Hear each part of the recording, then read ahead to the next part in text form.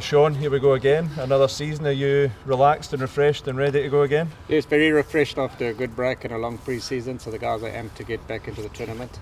Such a great tournament, and obviously keen to build on some of the momentum that we got at the end of the last season. So yeah, exciting. Players are chomping at the bit and ready to put what they've done in practice out on the field on match day. Do you feel, as you said there, the way you ended last season, do you feel like you've got a stronger base to build from kicking on into the new season? Yeah, it's always going to be a stronger base when you've got cohesiveness amongst the group. You know, the squad hasn't changed much. We've got some newcomers in, which adds to the vibe within the group, and then obviously with the same coaching staff, it does help as well. So for us, it's about polishing. My first year came in and we worked on our defence and our kicking game, and last year on the attack, so it's about putting it all together and polishing up what we've done over the last couple of years. How do you assess, obviously there's always a big turnover in players over the summer, a lot of experience is going out the door. Where do you assess where the squad is at and how you're ready to take on the challenges this season? Yeah, fortunately we had two friendlies and I thought the youngsters did very well and the newcomers have done well in those positions. As we know, we picked up 2 injuries, the 2 new boys that came in, so that's never ideal for them and for us. But I thought the youngsters made a good account of themselves, especially against a bigger, older Doncaster team on Friday night. So it has improved our depth, and at the same time, it's exciting for Scottish rugby that these guys are getting opportunity. You obviously made the playoffs last year in both URC and Europe. What are the targets that you're hoping to reach this season? Yeah, we know that when you get a quarterfinals, home ground advantage is important. We're not going to hide away from the fact that we want to finish in the top 4 to be able to achieve that. It's a tough tournament. I think we would just like to get off to a better start than what we did last year.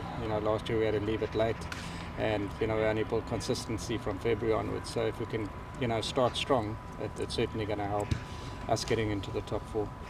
Tougher start of this for you. The team. I think it's a couple of the guys described as a bogey team for you last year.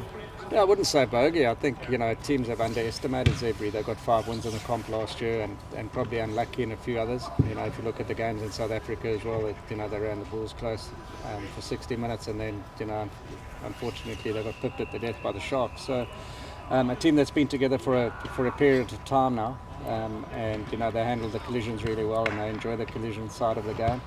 So yes, a good test for us, but at the same time, we know that if we put in a good performance on Saturday afternoon, we should get the result. How important to get that quick start for you guys this season?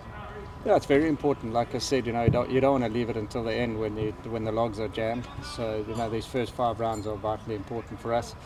5 tough fixtures, and the URC is not getting any easier with the bottom teams catching up. So. Yes, Zebre will obviously take a lot of confidence out of that going into Ulster at home and then Munster away. So looking forward to what the boys can bring. Darcy getting closer, maybe not for this weekend, but possibly maybe next week. We're looking at Darcy, being ready for next week. He's got to get through this week first, but we'll see how he feels after a good full week of training this week. And I'm sure he'll be up for selection on Monday. You mentioned the 2 guys who've gone down with the bad injuries, Charlie and Reese. How disappointing for them coming here, kind of a fresh start for them, and that's their season's over. How are they, I suppose, and how much does that affect everyone? I think we all know it's part of the game, but it's we all feel gutted for them. They've gone through a really good pre-season. They've had to move home, they've moved into a new city, and they're dying to put on the Edinburgh jersey in a URC game, and unfortunately that might not happen now this season anyway. So yes, very disappointing. Obviously it does affect us from a depth point of view, especially in those positions where we lose players to the national team. But like I said, we've got depth in our squad now, and we've grown our depth really well over the last couple of years. So we're not in any trouble at the moment.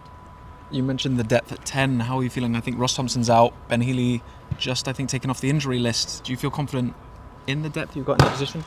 Yes, I am. Unfortunately, Cammy Scott also picked up an injury, so it's not ideal to lose your two fly-offs in the last friendly of the season. But Ben Healy's a Scottish international, and we expect that he'll be able to make the step up. And we're fortunate that we've got 3 guys of international standard in that position within our squad. So at the moment, happy.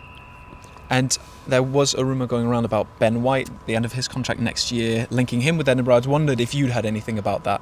No, I haven't heard anything about Ben White. It would be great if he does show interest in Edinburgh, but that's news to me. And in terms of Bohan away in the Rugby Championship, are you expecting him between now and the end of the Championship, or do you expect him to be away the whole time? South Africa picked their squad for the last 2 test matches against Argentina, so we'd expect him to be away, and hopefully he returns ready for round 3. Perfect, thank you.